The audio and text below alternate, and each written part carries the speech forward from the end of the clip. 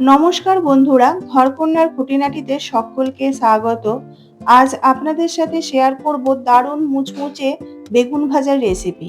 এটা কোনো নতুন রেসিপি না, আপনারা কম বেশি সকলেই জানেন বেগুন ভাজা করতে।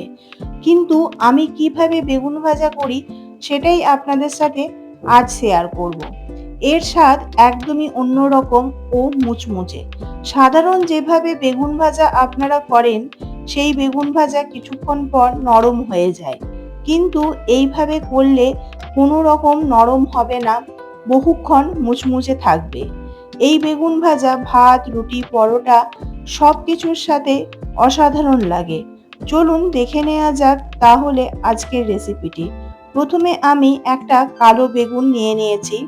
আপনারা যে কোনো বেগুন নিতে পারেন।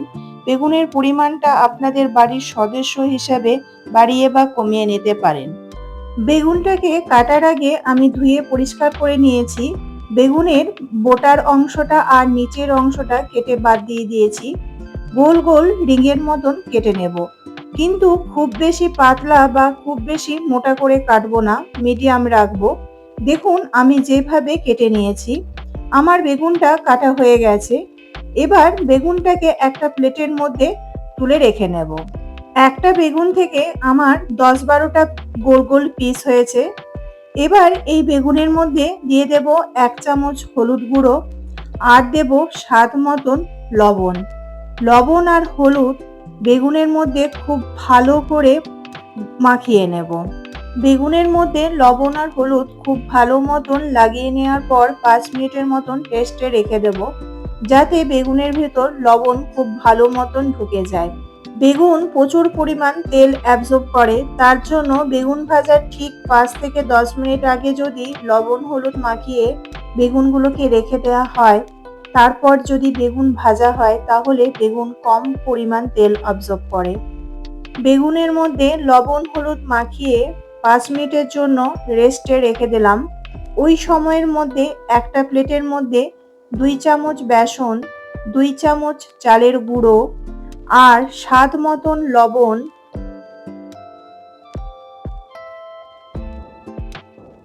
হাফ চামচ রেড চিলি পাউডার,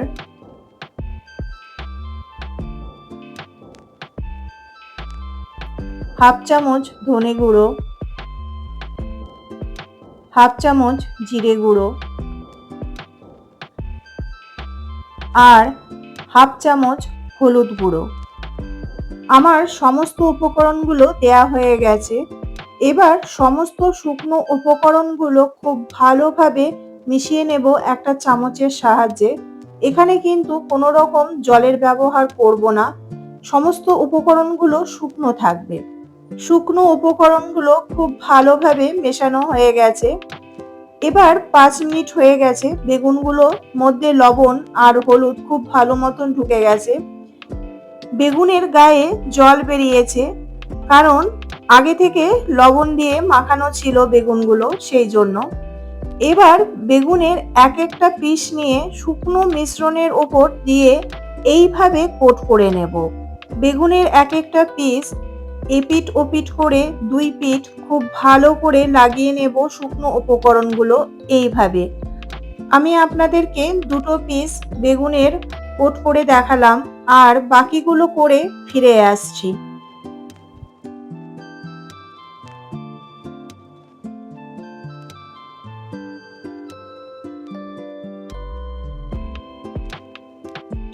দেখুন বেগুনের সমস্ত পিসগুলো খুব সুন্দরভাবে শুকনো উপকরণ দিয়ে কোট করা হয়ে গেছে।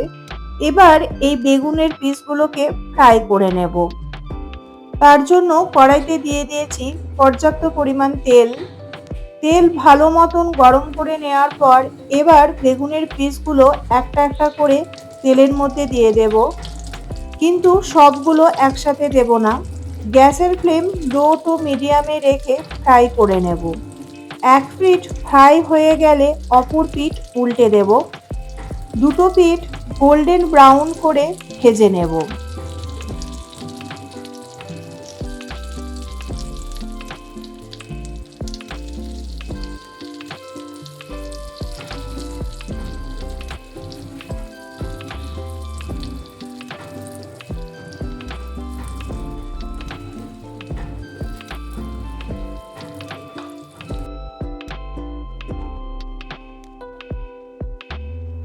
দেখুন একটা পিঠ ভাজা হয়ে গেছে।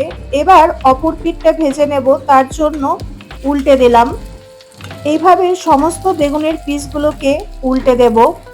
অপর পিঠটাও সেম গোল্ডেন ব্রাউন করে ভেজে নেব।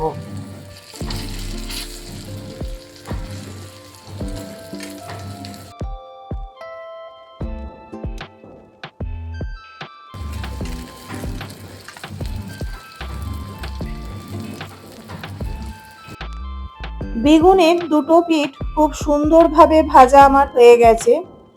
দেখুন কত সুন্দরভাবে ভাজা হয়েছে দুটো পিঠ। এবার তুলে রেখে নেব একটা প্লেটের মধ্যে।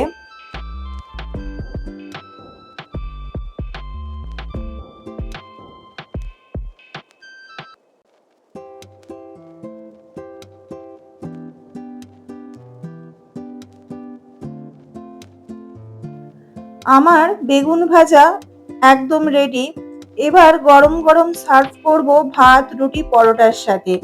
এইভাবে বেগুন ভাজা করলে মুচমুচে হয় আর খেতেও অসাধারণ লাগে। আপনারা একবার হলেও বাড়িতে বানিয়ে ট্রাই করবেন। আশা করি আপনাদেরও ভালো লাগবে। মুচমুচে অন্যরকম পদ্ধতিতে বেগুন ভাজার রেসিপিটি আপনাদের কেমন লাগলো অবশ্যই কমেন্ট বক্সে কমেন্ট করে জানাবেন।